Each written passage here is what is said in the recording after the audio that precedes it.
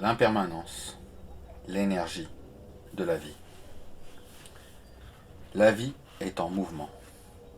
La vie est en mouvement. La vie est mouvement. Cette mouvance permanente nous apparaît sous la forme du changement. À tout instant, le monde dans lequel nous sommes change. L'immobilité ou la stabilité apparente de certaines choses est totalement illusoire. Nous croyons souvent bâtir notre sécurité sur la stabilité apparente de biens matériels que nous cherchons à posséder. C'est le monde de l'avoir.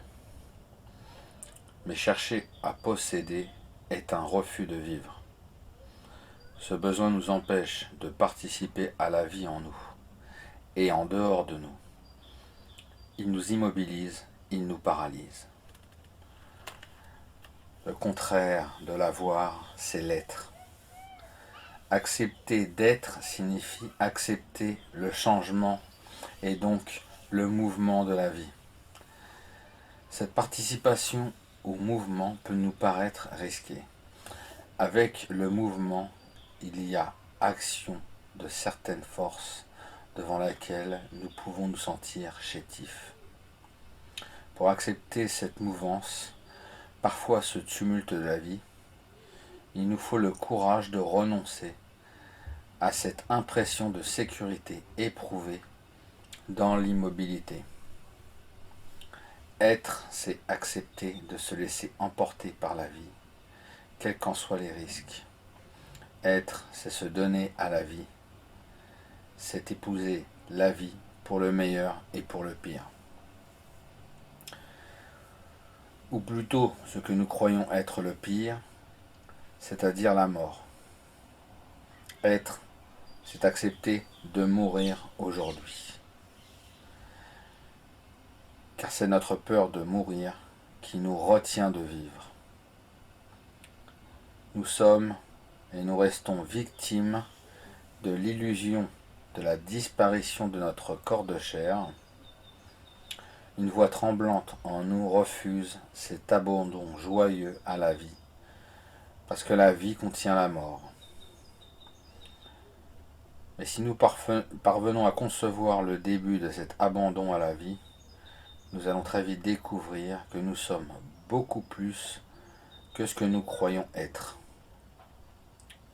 Nous allons percevoir que la vie de notre corps et un jour sa disparition ne sont qu'une infime partie de ce que nous sommes réellement. Pour découvrir cette réalité de la vie en nous, nous pouvons revenir à notre jeunesse lorsque, adolescents, nous en avons senti monter en nous les grandes énergies. Les premiers contacts avec les grandes énergies et notre faculté nouvelle de les discerner nous a conduits à d'étranges émerveillements. L'adolescence, point de rencontre entre l'enfant et l'adulte, est une période très privilégiée puisque nous disposons encore de toute la fraîcheur innocente de notre enfance, qui vient rencontrer la vigueur nouvelle des forces élémentaires de la vie. C'est la rencontre avec l'amour. L'amour, sous ses formes multiples, vient embrasser notre existence. Cette rencontre déclenche nos passions, libère nos énergies. Nous pouvons plus ou moins confusément de grands élans qui montent en nous, qui s'éteignent faute de moyens de les concrétiser. Nous connaissons parfois des moments d'extase d'une intensité extrême. Les tiédeurs douces de l'automne et ses parfums de fin d'été, couplés aux premières émotions d'amour encore très platoniques, peuvent rester présents dans notre mémoire durant toute notre vie. Nous découvrons la ferveur, nous apprenons la ferveur. Plus tard, nous retrouverons ces énergies sous toutes leurs formes dans ce que nous appelons l'art. L'émotion que nous propose de partager l'artiste n'est rien d'autre que la manifestation de cette énergie fondamentale que nous découvrons en quittant notre enfance. Les peintures, les romans, les musiques, les sculptures, les poèmes, les tragédies ne sont rien d'autre que l'expression des innombrables énergies de la vie. Ce sont toujours des histoires d'amour. Heureuses ou malheureuses, elles font résonner en nous des énergies endormies. Et ce réveil inattendu engendre souvent une étrange nostalgie. Nous avons un court instant partagé l'existence des personnages qu'on nous raconte.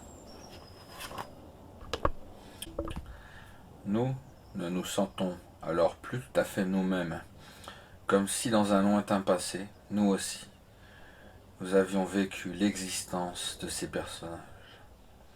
Tristes ou heureuses, ces histoires d'amour sont aussi les nôtres.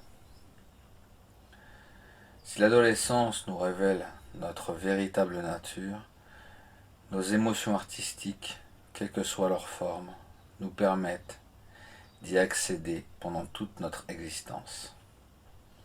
L'artiste est fasciné par la nature, et lorsqu'il nous propose de partager cette fascination, il nous entraîne à participer au mouvement de la vie. Derrière ces mouvements tourbillonnent les forces élémentaires qui dirigent l'univers. Nous faisons bien partie de cet univers. Nous sommes bien l'espoir devant les premiers bourgeons des arbres au printemps. Nous sommes bien la tendresse devant l'enfant.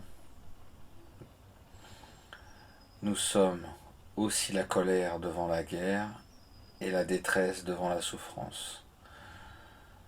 Retrouverons le respect devant l'intelligence, la sagesse et l'humilité devant le sacré. Notre cœur se serre lorsqu'il y a déception et tristesse chez ceux que nous aimons. Il bat plus fort devant leur bonheur. Nous haïssons la misère et une très grande force se lève en nous lorsque nous pouvons aider vraiment. Nous savons reconnaître un juste combat et une vraie gloire. Nous savons partager la noblesse d'un sentiment et la chaleur d'une affection. L'honneur, la justice, la droiture ne sont pas étrangers. Des hommes ont donné leur vie pour certaines valeurs dont ils ont reconnu l'importance.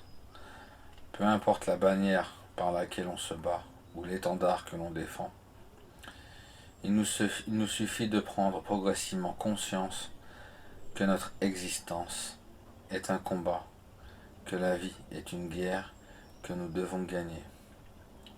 La défaite est impossible. Et dans cette guerre, nous mourrons tous et de nouveaux guerriers viendront et à leur tour continueront le combat. À nous de reconnaître à quelle troupe de cette immense armée nous appartenons. À nous de reconnaître les énergies qui nous ont choisis. À nous de les accepter en leur donnant notre vie.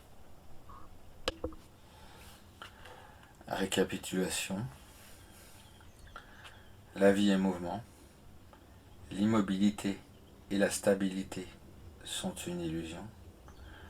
Tout dans ce monde change à chaque instant. Le changement est partout et nous ne pouvons pas lui échapper. La plupart du temps, nous cherchons refuge dans l'avoir, dans la possession de biens matériels. Nous cherchons la sécurité et nous vivons dans l'illusion de cette fausse sécurité de l'avoir. Le contraire de l'avoir, c'est l'être. Accepter d'être signifie accepter le changement, donc le mouvement de la vie. Cette mouvance permanente de la vie nous effraie. Il nous paraît risqué de nous laisser emporter dans le courant parfois tumultueux de la vie.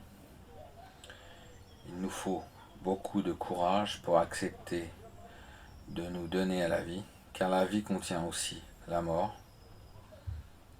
Mais en nous abandonnant à la vie, nous allons très vite découvrir que nous sommes beaucoup plus que ce que nous croyons être.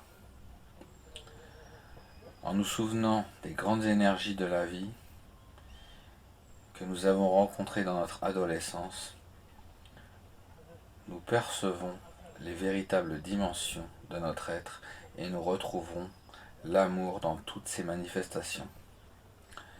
La maturité de l'âge adulte n'est pas un obstacle à notre capacité d'être.